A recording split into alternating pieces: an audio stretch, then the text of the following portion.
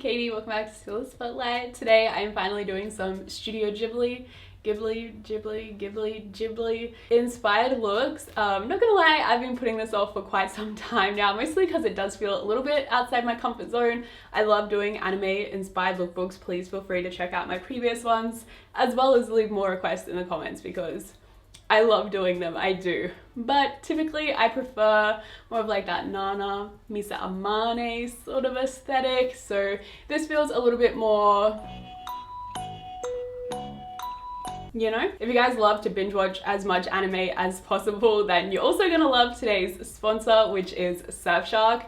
Surfshark is a VPN, aka a virtual private network. They do come in handy for a lot of different things, like ensuring your privacy and safety online by protecting all of your personal information. Of course, we got to talk about my personal favorite though, which is granting you more access to some of your favorite streaming services. For example, the Netflix you see can be completely different to someone on the other side of the world, but with Surfshark, you're able to quickly and easily change your location settings and instantly have access to a ton more content. Most of the time, you're gonna find me logged into either Singapore or Thailand because they have a ton of anime on there that actually still have English subtitles. Honestly, half the fun is just browsing through till you find what's right for you anyway. Surfshark also offers unlimited devices under just one account, which is still insane to me. Better yet, you can also use my code SPOTLIGHT for 83% off plus 3 extra months for free. And since Surfshark actually offer a money back guarantee, you can try all risk-free via the link on screen and down below in the description box. I thought we'd start out with a classic closet cosplay, which is Kiki's delivery service look. Honestly, the hardest part for this is that the dress kind of plays tricks with you. Is it black? Is it purple? Is it navy? But this is what we settled on in the end today. Since the outfit itself is so simple with just one piece, it really comes down to the accessories in the end. I've got this brown messenger bag, and although my red bow isn't as obnoxiously oversized as hers, we still have made an effort. I brought that pop of red down to the shoes as well, and since I don't feel comfortable unless I add at least one more layer, I tried on this red sweater vest as well.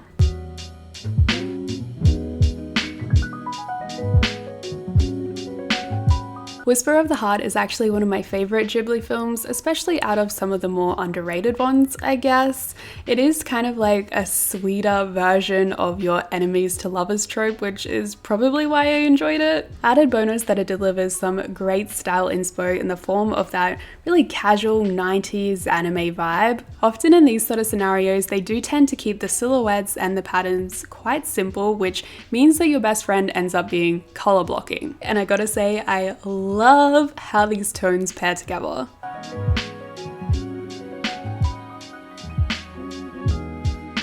A more loose adaptation from the same film, this time taking inspiration from Shizuku. I love this little two-piece set moment, especially the color once again. I have styled it slightly differently just because my top was sleeveless. I thought it'd be fun to throw on the cream turtleneck underneath, still keeping things really casual with the sneakers too. But I also always think it's fun just to get a spark of an idea and see what direction you can take it in yourself. So with that being said, this is another variation I came up with using the same top. This time I was kind of going for more like a MILF or older sister who has to take care of everything in a Ghibli film. And also I think that the stripes are another classic, one of the only patterns really that we see in their film. So I think this would totally work on the right character. Not to give us all whiplash, but yes, I'm switching it up completely, going back to that more playful, youthful energy. This is such a classic look from one of their most recognizable films as well. And again, kind of an easy closet cosplay. All you need is a white blouse and a pink dress. The yellow accessories are optional, but again, really demonstrate the importance of color combinations in a lot of Ghibli character outfits.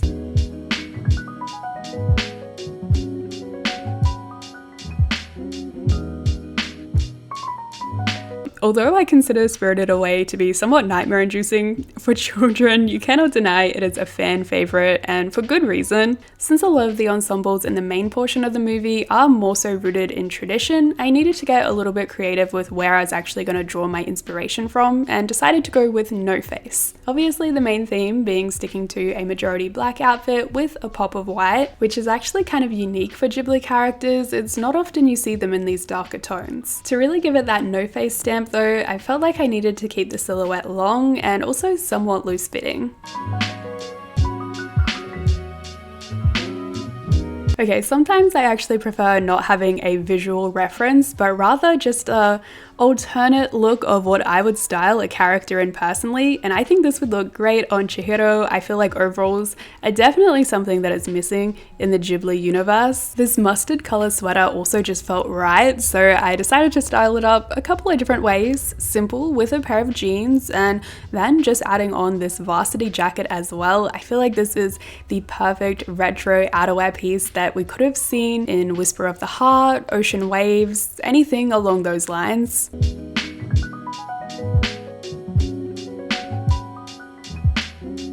Of course, I had to try my hand at everyone's favorite emotional heartthrob, Howl. The base is as classic as it gets, a white button-up tucked into a black pair of dress pants. Where it starts to get a little bit tricky is with the jacket, because it is such a statement piece. Really, your main option to get as close as possible is just going for a cosplay item, but since that isn't the brief I'd given myself, I decided to opt for this baby pink sweater, which actually has this blue argyle pattern on the front as well. It definitely would work better if it was an open cardigan rather than a pullover, and if you are interested, I believe the brand Steady Hands has something that would be perfect for this. I felt like I had to do Sophie as well, even though her outfit isn't something I would typically wear. Once I put it on, I definitely was feeling the fantasy and can 100% see the appeal in the cottagecore aesthetic. Although my dress isn't exact or even super similar for that matter, it still has that same vintage-like appeal to it. Another element I had to improvise on was her apron. I didn't have anything like this, but I did have this white under the bust corset, which I felt like did a similar job in breaking up the bulky blue fabric. Still not my favorite look of the bunch, but I do feel like I'm ready to fly with Howl, so that's all that should matter. So apparently I once again felt compelled to push my own agenda of how I would style the character. So this is Sophie if the film was set in the 60s during summer. I don't know, I think it's a cute little mod picnic moment. Definitely something I would be more inclined to wear personally. I just adore the pattern and the fit of this dress so much. Teams up beautifully with the knee-high socks too. If you guys haven't seen The Secret World of Arrietty, I definitely think it's worth it just for how beautiful some of the shots are, especially her room. It is just stunning. For the most part, she sticks to her red dress. Mine's a little bit different since it features this floral pattern, but I think that does tie into the film pretty well anyway. And I really like that even though traditionally the dress might be seen as quite feminine, her accessories really bring out her adventurous nature. Of course, this includes the harness, the knee-high boots, but even the way she throws her hair up into a messy ponytail. You guys know I'm always the first to admit if I haven't quite nailed a look, and this is one of those times. Quite opposite from the previous one, I think the accessories are what brought me down. Unfortunately, I didn't have the little baker boy cap and I didn't have the right type of brown shoes, but if we look at just the base elements, I think the button up, the patchwork jeans and the brown vest all come together really nicely, so it could be a look if we just had some different accessories to work with. I think what I'm trying to say is we still managed to capture the spirit of the outfit, so points for participation, I guess.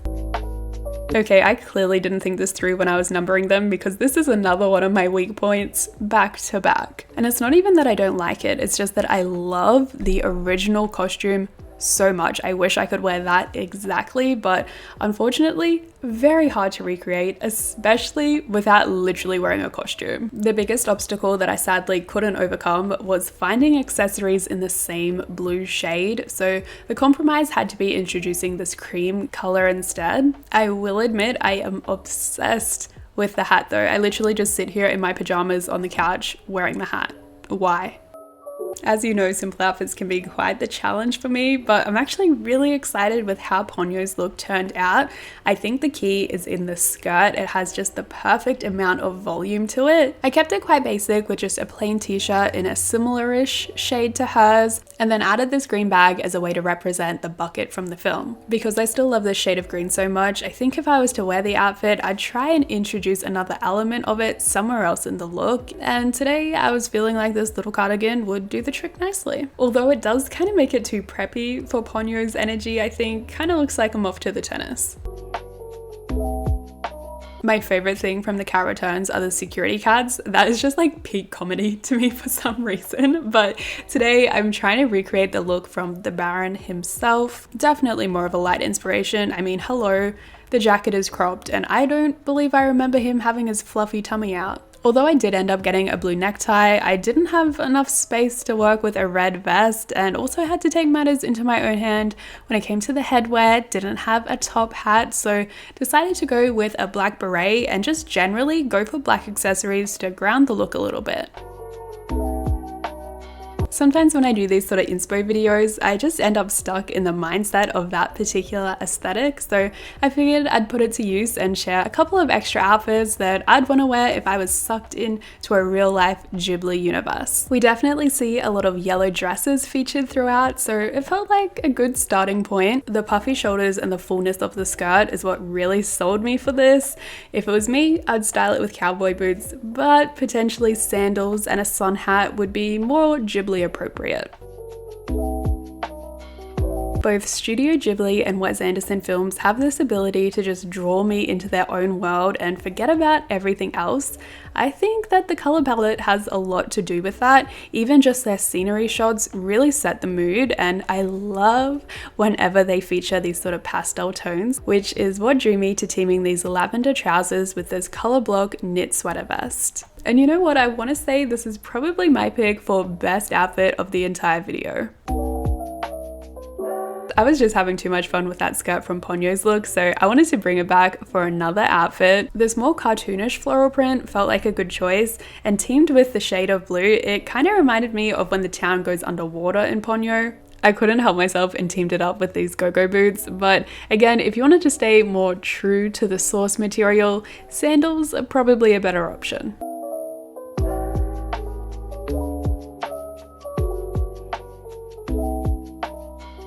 Speaking of sticking closer to the source material, here we have a sweet little blouse and a very full midi length skirt. This sort of styling is such a staple in 90s anime, so much so that I already styled a very similar outfit in my Sailor Moon inspired looks as well.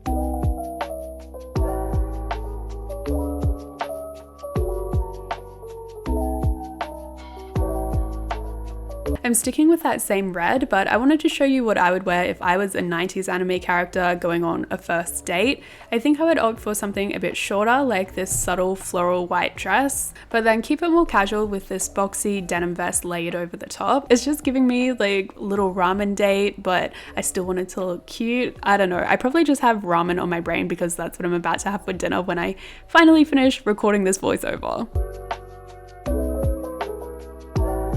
Ooh, okay, I know I said look 16 was my favorite, but number 20, giving her a run for her money right now. It can't be helped really. It has some of my favorite elements. Platforms with leg warmers, yes please. I don't know why, but I'm really enjoying scarves lately, and also this mint shade is just divine. I'm glad we were able to finish on such a positive note here. I would love to hear from you too on what your favorite looks were from this video, as well as your favorite Ghibli films as well, and also if there's any animes you want to see me take inspiration from next time. Thank you guys so much for watching. I had a lot of fun editing this one, so I hope you enjoyed. If you did, give it a thumbs up, subscribe, and hopefully I'll see you around next time. Bye!